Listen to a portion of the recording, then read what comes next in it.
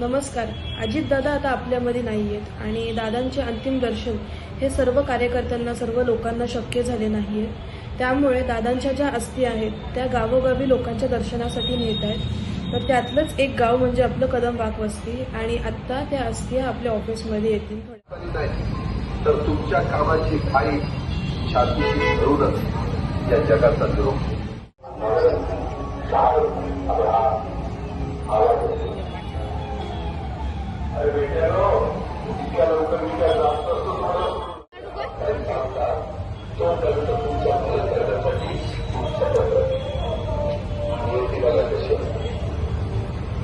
आज माझ्या हत्याच्या बारामतीच्या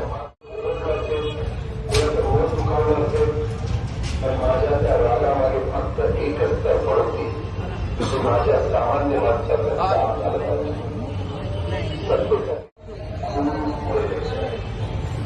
तुमच्या गावाचा माणूस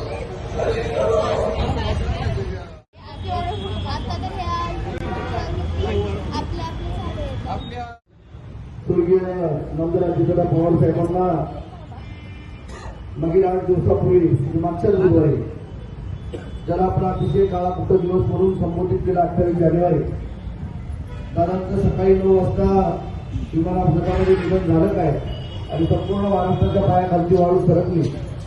कार्यकर्ते हवालदिल झाले आणि पुढं काय असा एक प्रश्न लाखो कार्यकर्त्यांच्या डोळ्यासमोर उभा राहिला.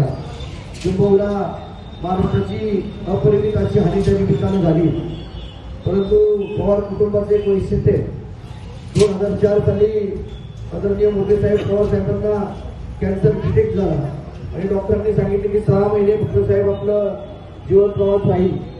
परंतु आज आपण पाहतोय जवळपास 24 वर्ष झाली, 22 वर्ष झाली, अजूनही पुढचे 25 वर्ष साहेब नक्की एवढी उमेद त्या माणसामध्ये आहे.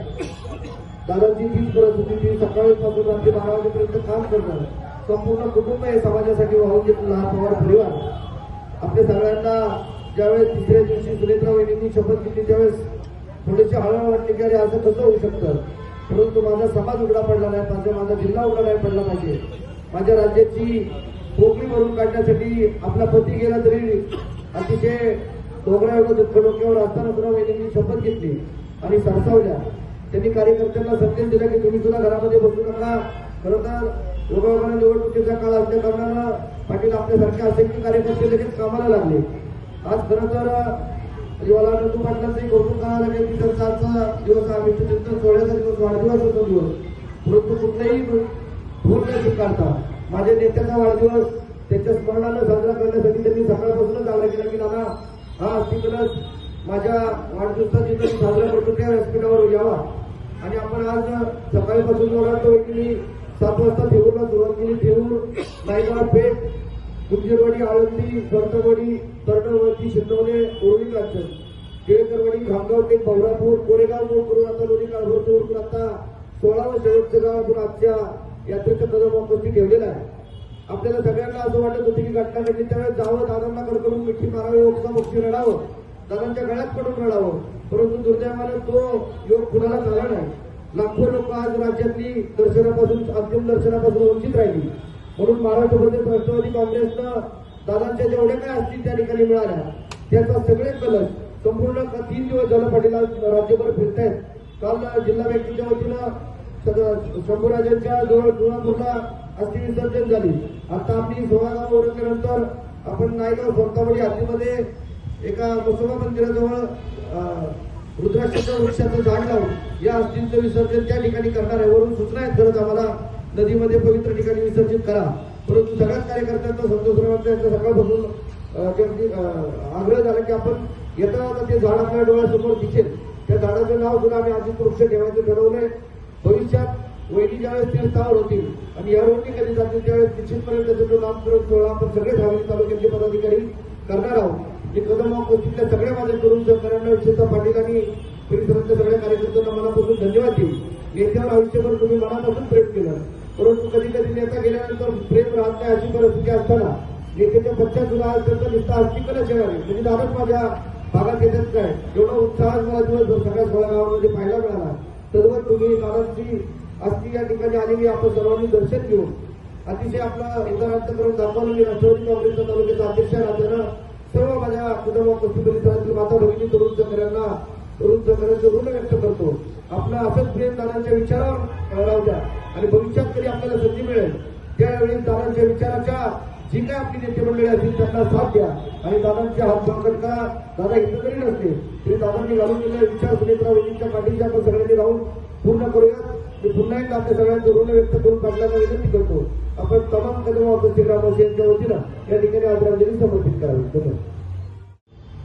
या राज्याचे उपमुख्यमंत्री राष्ट्रवादी काँग्रेस पार्टीचे कार्याध्यक्ष आमचे नेते आदरणीय अजितदादा पवार यांना जाऊन लाभ देत आहे.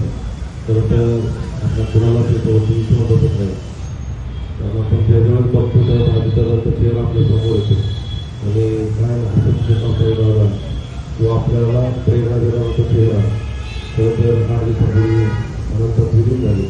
स्वतः असं वाटत नाही की दादा आपल्याकडे गेली म्हणून या ठिकाणी आपण दादांचं कुठे विचार आणि दादांचं कार्य समाजामध्ये होतं काम इथूनच्या काळामध्ये तुम्हाला सगळ्यांवर असावं म्हणून खरं तर दादांना तीच स्वातंत्र्य असेल.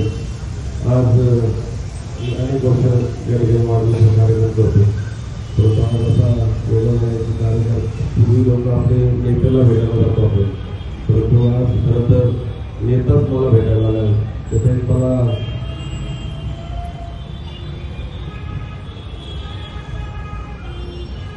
असंख्य दादाच्यावरती अभिप्रेत केलं.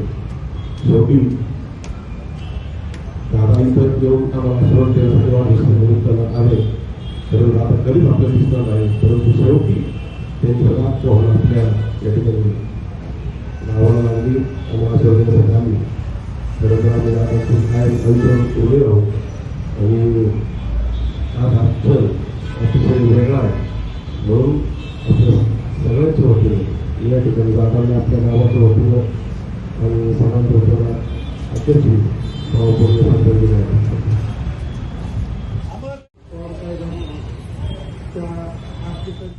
अमर रहे अमर रहे अमर रहे.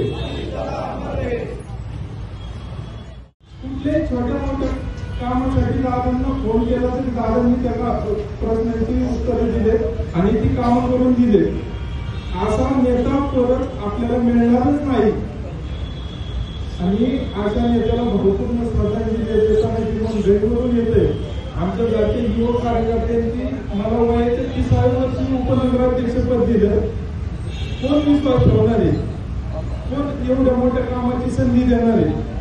असा नेता पूर्ण होणे नाही परंतु आपण जे राष्ट्रवादी काँग्रेस पार्टीमध्ये जे आहेत सुनेत्रा वहिनींच्या पाठीमागे भक्कम साथ देऊ आणि आपण सुनेत्रा वहिनींच्यातच दादा पाहून आपण पुढचं मार्गक्रमण करू ही दादांना भावपूर्ण श्रद्धांजली देऊ.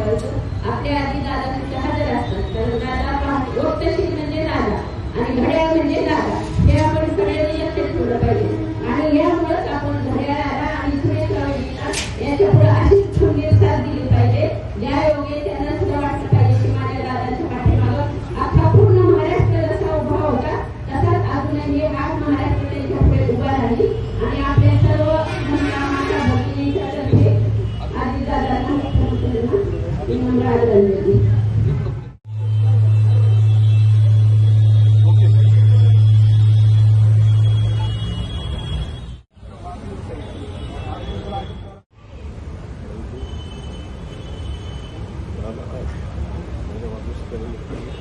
आजच्या रूपाने कार्यकर्त्यांची माझं उभं राहण्यासाठी आशीर्वाद देण्यासाठी या ठिकाणी आले कुठल्या माध्यमातून शेवटी एक गोष्ट नक्की आहे की नियतीच्या पुढे आपण चालत नाही. नियती काहीतरी घडवून आणते. आज दादा नाही आज ती त्या ठिकाणी माझ्या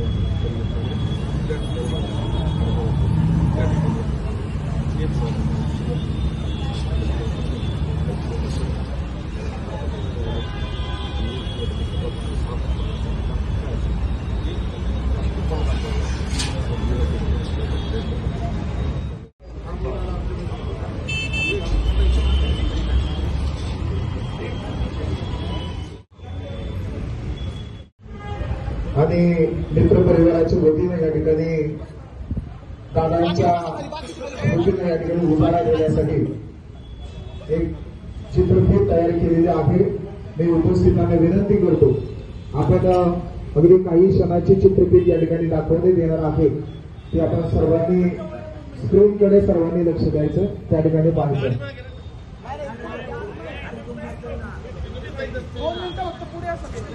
नंदू, आज तुझा वाढदिवस आहे, पण आज तुला शुभेच्छा देण्यासाठी माझा फोन येणार नाही. मला माहित आहे सध्या गोष्टी तुझ्यासाठी खूप कठीण झाल्या आहेत, पण काळजी करू नकोस. मला माहित आहे तू एक लढवई आहेस. नंदू, तू सतत मला तुझ्या घरी जेवायला बोलवत होतास, पण मी येऊ शकलो नाही, कारण नियतीच्या मनात वेगळंच काहीतरी होतं. आयुष्यात संघर्ष येतात, थकवा येतो, कधी कधी एकटेपणही जाणवतं, पण हे नेहमी लक्षात ठेव, तू ज्या विचारांसाठी उभा आहेस ते विचार तुझ्यापेक्षा मोठे आहेत. जी कामाची धुरा मी खांद्यावर घेतली होती तीच धुरा तू तितक्याच प्रामाणिकपणे पुढे नेशील, हीच माझी अपेक्षा आहे. नंदू, ज्या हक्कानं तू माझ्याकडे काम घेऊन येत होतास, आज ती कामं करायला मी तिथं नसेल, पण काळजी करू नकोस. सुनेत्रा आहे. सुनेत्रा माझ्यासारखीच ठामपणे तुझी साथ देईल. डगमगू नकोस. काम करत राहा. लोकांसाठी, समाजासाठी आणि स्वतःच्या आत्मसन्मानासाठी ठाम उभा राहा. लक्षात ठेव, तू सुद्धा कामाचा माणूस म्हणून ओळख निर्माण करशील असा मला विश्वास आहे.